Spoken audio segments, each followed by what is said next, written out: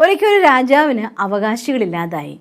ഒരുപാട് പരിശ്രമിച്ചു, വൈദ്യന്മാരെ കണ്ടു, ചികിത്സകളെടുത്തു, തപസ് അനുഷ്ഠിച്ചു, എന്തു ചെയ്തിട്ടും രാജാവിനൊരു അവകാശിയില്ല. അങ്ങനെ അവസാനം രാജാവ് നിശ്ചയിക്കുകയാണ്, എന്തു തന്നെയാണെങ്കിലും എനിക്കൊരു യുവാവിനെ ദത്തെടുത്താണെങ്കിലും ഒരു നല്ല അവകാശിയെ കണ്ടെത്തിയേ പറ്റൂ. ഇനി ഒരു കുഞ്ഞിനെ ദത്തെടുത്തി വളർത്തിക്കൊണ്ടാനുള്ളതായിരിക്കുന്ന ആയുസ്സാണെങ്കിൽ വയസ്സ് അങ്ങ് മുന്നോട്ട് വന്നിരിക്കുന്നു, അതുകൊണ്ട് അതും നടക്കില്ല. അപ്പോൾ ഒരു യോഗ്യനായിരിക്കുന്ന യുവാവിനെ ദത്തെടുക്കണം എന്ന് രാജാവ് ആഗ്രഹിച്ചു.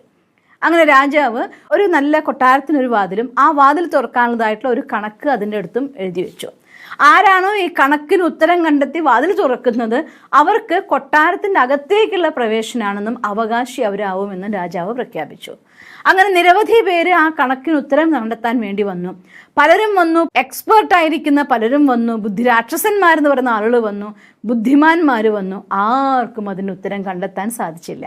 അവസാനം ആ കണക്കിന് രാജാവ് വിചാരിക്കുകയാണ്, ഇനി എന്തായാലും ഒരു അവകാശം ഉണ്ടാവുമോ എന്ന് അറിഞ്ഞൂടാ, ഇത്രയും ബുദ്ധിയുള്ള ഒരാളില്ല എന്ന്. കുറച്ച് നാൾ കഴിഞ്ഞപ്പോൾ അന്യദേശത്ത് നിന്ന് 3-4 കണക്കിലെ അതീവ പണ്ഡിതന്മാരായിരിക്കുന്ന 3-4 പേര് രാജ്യത്ത് വന്നു.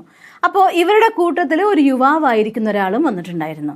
അപ്പോൾ ഇവരെല്ലാം ആ കണക്കുകൾ നോക്കുകയും കുത്തിക്കുറിക്കുകയും എല്ലാം ചെയ്തുകൊണ്ടിരിക്കുമ്പോൾ ഈ യുവാവ് ഒന്നും ചെയ്യുന്നില്ല. അവിടെ ഇരുന്നുകൊണ്ട് ഇവരെല്ലാം ചെയ്യുന്ന കർമ്മം നോക്കിക്കൊണ്ടേയിരിക്കുക മാത്രമാണ്. അപ്പോൾ രാജാവ് ഒരു സേവകനെ അയച്ച് ചോദിച്ചു, നീ എന്തുകൊണ്ടാണ് കണക്കൊന്നും നോക്കാതെ അനങ്ങാതെ നോക്കിയിരിക്കുന്നത് എന്ന് പറയും.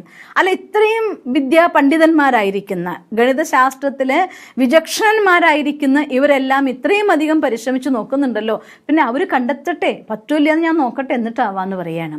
അങ്ങനെ അവർ പരമാവധി ശ്രമിച്ചു. ഈ യുവാവ് അവർ ഓരോരുത്തരും ചെയ്യുന്നത് നോക്കിയിരിക്കുക മാത്രം ചെയ്തു. ഏതാണ്ട് ഒരു 1-2 മണിക്കൂർ സമയം കഴിഞ്ഞു. പരിശ്രമങ്ങൾക്കൊടുവിൽ ഇതിന് ഉത്തരം കണ്ടെത്താൻ സാധ്യമല്ല, നമുക്കും ഈ വാതിൽ തുറക്കാൻ പറ്റില്ല എന്ന് ഈ മാത്തമാറ്റീഷ്യൻസ് പറയുകയാണ്. അപ്പോൾ ഈ യുവാവ് എന്ത് ചെയ്യും? നേരെ പോയിട്ട് ആ വാതിൽ അങ്ങ് തള്ളും. തള്ളിയപ്പോൾ ആ വാതിൽ തുറന്നു. അപ്പോൾ വാതിൽ തുറന്നു, അതുകൊണ്ട് യുവാവിനകത്തേക്കുള്ള പ്രവേശനമായി. രാജാവിന് വലിയ സന്തോഷമായി. അപ്പോൾ ഈ കണക്കിലെ എക്സ്പേർട്ടായിരിക്കുന്ന ആളുകൾ ഓടി വന്ന് ചോദിക്കുകയാണ്, നീ എന്ത് മാജിക്കാണ് ചെയ്തത്? നിനക്ക് എങ്ങനെയാണോ തുറക്കാനുള്ള വിദ്യ കണ്ടെത്തിയത്? അത് ഏത് കണക്കാണ് ഉപയോഗിച്ചതെന്ന് പറയാം. അപ്പോൾ ഈ ചെറുപ്പക്കാരൻ പറയും, ഒരു കാര്യം എനിക്ക് മനസ്സിലായി, ഇത്രയും പ്രാവശ്യം ഇത്രയും ബുദ്ധിമാന്മാരായിരിക്കുന്ന എല്ലാവരും നോക്കിയിട്ടും ആ വാതിൽ തുറക്കാൻ ഒരു കണക്ക് കണ്ടെത്താൻ പറ്റുന്നില്ല എന്ന് വെച്ചാൽ അർത്ഥം ആ കണക്കിൻ്റെ ഉള്ളിൽ അതിന് ഉത്തരമില്ല, വേറെ എവിടെയോ തിരയണം എന്ന് എൻ്റെ മനസ്സ് പറഞ്ഞു. അപ്പോൾ ഞാൻ വിചാരിച്ചു ഇത് അടച്ചിട്ടില്ലെങ്കിലോ ഒന്ന് തള്ളി നോക്കിയാലോ എന്ന്. സ്വന്തം ശക്തി ഉപയോഗിച്ചു, അത് തുറക്കപ്പെടുകയും ചെയ്തു എന്ന്. പലപ്പോഴും ജീവിതത്തിലുണ്ടാകുന്ന പല പ്രശ്നങ്ങൾക്കും നമ്മൾ ഉത്തരം കണ്ടെത്താൻ വേണ്ടി ആ പ്രശ്നത്തിൻ്റെ ഉള്ളിൽ തന്നെ കിടന്ന് കറങ്ങിക്കൊണ്ടേയിരിക്കുമ്പോൾ ആ പ്രശ്നം വീണ്ടും വീണ്ടും നമ്മളെ വരിഞ്ഞു മുറുക്കിക്കൊണ്ടിരിക്കുകയുള്ളൂ, നമ്മൾ അതൊന്ന് പുറത്ത് കൊണ്ടുപോവുകയില്ല. അതേസമയം എപ്പോഴാണോ നമ്മൾ സ്വന്തം കർമ്മത്തിൽ, സ്വന്തം ആത്മവിശ്വാസത്തിൻ്റെ ആധാരത്തിൽ എല്ലാവരും ചെയ്തുകൊണ്ടിരിക്കുന്ന അല്ലെങ്കിൽ റെഗുലറായി ചെയ്തുകൊണ്ടിരിക്കുന്ന കർമ്മത്തിൻ്റെ ഉപരിയായിക്കൊണ്ട് എന്തെങ്കിലും ഒരു പോംവഴിക്ക് വേണ്ടി ചിന്തിച്ചു നോക്ക്.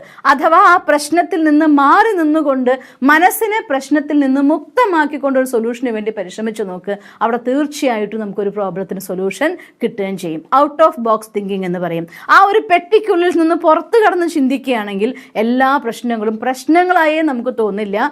നമുക്കതൊരു സിറ്റുവേഷൻ, ഒരു സാഹചര്യം മാത്രമാണ്. ഇത് കടന്നുപോയി അതിൻ്റെ ഉത്തരം കണ്ടെത്തിക്കൊണ്ട് മുന്നോട്ട് പോകാനുള്ള ശക്തി നമുക്ക് കിട്ടുകയും ചെയ്യും. അതുകൊണ്ട് ജീവിതത്തിൽ എന്തെങ്കിലും ഒരു പ്രശ്നം വരുമ്പോൾ ഒന്ന് ചിന്തിച്ചു നോക്കുക. നമ്മളൊരു കസേരയിൽ ഇരിക്കുകയാണ്, ആ കസേരയിൽ നമ്മൾ അങ്ങ് ഒട്ടിപ്പോയിട്ടുണ്ടെങ്കിൽ ആ ഇരിക്കുന്ന റൂമിൽ നിന്ന് പുറത്തേക്ക് പോകാൻ പോലും നമുക്ക് സാധ്യമല്ല. അതേസമയം നമ്മൾ കസേരയിൽ ഇരിക്കുമ്പോൾ നമ്മൾ ഒട്ടിയിട്ടില്ല എങ്കിൽ ഫ്രീ ആണ്. നമുക്ക് വേണമെങ്കിൽ ആ കസേര എടുത്ത് എവിടേക്ക് മാറ്റി വയ്ക്കാം, അങ്ങോട്ട് വേണമെങ്കിൽ ഇരിക്കാം, ഇങ്ങോട്ട് വേണമെങ്കിൽ ഇരിക്കാം. ഇനി ആ കസേരയിൽ നിങ്ങൾ ഒട്ടിപ്പോയ സമയത്ത് നിങ്ങളുടെ ബോഡി പോസ്റ്റർ ഒന്ന് നോക്കി നോക്കിയേ, കസേരയുടെ ഷേപ്പ് എന്തോ അതായിരിക്കും നമ്മുടെയും ഷേപ്പ്.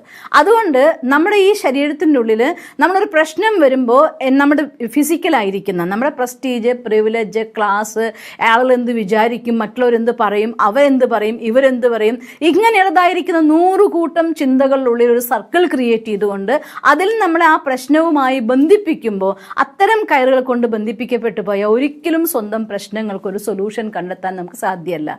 അതേസമയം ഏത് നിമിഷമാണോ ആ പ്രശ്നങ്ങളിൽ നിന്നൊക്കെ മാറി നിന്നുകൊണ്ട് ഒരു കാഴ്ചക്കാരനെ പോലെ ആ കാര്യത്തെ കാണാൻ പറ്റുന്നത്, അവിടെ അവിടെ എല്ലാ പ്രോബ്ലത്തിനുള്ള സൊല്യൂഷൻ അതിൽ തന്നെ ഉണ്ടായിരിക്കുകയും ചെയ്യും. പക്ഷേ അങ്ങനെ ഒരു കാഴ്ചക്കാരനെ പോലെ മാറി നിന്ന് കാണുന്നുണ്ടെങ്കിൽ, ഒരു പ്രോബ്ലം ഉണ്ടാവുമ്പോൾ, ഒരു പ്രശ്നം ഉണ്ടാവുമ്പോൾ ആ സമയത്ത് നോക്കിയാൽ നിങ്ങളെ കൊണ്ട് സാധ്യമല്ല. അതിന് മാറി നിന്ന് കാണുന്ന ഒരു അഭ്യാസം നമുക്കുണ്ടായിരിക്കും. ഗീതയിൽ സാക്ഷി ദൃഷ്ട എന്ന് പറയും പോലെ സ്വന്തം ജീവിതത്തെ ഒരു കാഴ്ചക്കാരനെ പോലെ കാണാനുള്ളതായിരിക്കുന്ന അഭ്യാസം. ഇത് തന്നെയാണ് രാജയോഗ ധ്യാനം നമ്മളെ പഠിപ്പിക്കുന്നത്. അതുകൊണ്ട് ജീവിതത്തിലെ എല്ലാ കലകളും സ്വന്തമാക്കാനുള്ള അതീവ ഗുഹ്യ രഹസ്യമാണ് രാജയോഗ ധ്യാനം എന്ന് പറയുന്നത്. കഴിയുമെങ്കിൽ ഓൺലൈനിൽ അതിൻ്റെ ക്ലാസ് പഠിക്കുക, അല്ലെങ്കിൽ തൊട്ടടുത്ത സെൻറ്ററിൽ പോയിട്ട് നിങ്ങൾ പഠിക്കുക. എന്നിട്ട് തീർച്ചയായിട്ടും ദിവസത്തിൽ ബ്രഹ്മമുഹൂർത്തത്തിൽ അരമണിക്കൂർ സമയം, സന്ധ്യയ്ക്കോ രാത്രി ഉറങ്ങും മുന്നോ അരമണിക്കൂർ സമയം മെഡിറ്റേഷന് വേണ്ടി മാറ്റിവെച്ച് ഏകാഗ്രതയോടുകൂടി സ്വന്തം ശരീരത്തിൽ നിന്ന് ഡിറ്റാച്ച്ഡ് ആയിരിക്കുന്ന ആത്മസ്ഥിതിയിൽ അനുഭൂതി ചെയ്യുമെങ്കിൽ എന്ത് പ്രോബ്ലം വരുമ്പോഴും ഒരു കാഴ്ചക്കാരനെ പോലെ അത് കാണാനും, ഈ കോട്ടയ്ക്കുള്ളിലിരിക്കുന്ന രാജാവിനെ പോലെ തൻ്റെ പ്രോബ്ലംസ് കണ്ടുകൊണ്ട് ഒരു സൊല്യൂഷൻ ഉണ്ടാക്കി വിജയത്തിൻ്റെ വാതിൽ തുറക്കാൻ നിങ്ങൾക്ക് സാധിക്കും.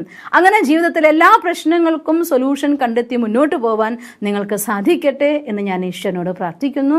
ഓം ശാന്തി. ദിവസം തോറും ജീവിത വിജയങ്ങൾക്ക് വെളിച്ചം വീശുന്ന പുത്തൻ വീഡിയോകൾക്കായി ഞങ്ങളുടെ യൂട്യൂബ് ചാനൽ സബ്സ്ക്രൈബ് ചെയ്യൂ. നോട്ടിഫിക്കേഷൻ ലഭിക്കുന്നതിനായി ബെൽ ഐക്കൺ ക്ലിക്ക് ചെയ്യൂ. ഒപ്പം ഞങ്ങളുടെ ഫേസ്ബുക്ക്, ട്വിറ്റർ, ഇൻസ്റ്റാഗ്രാം പേജുകൾ ഫോളോ ചെയ്യൂ. നന്ദി.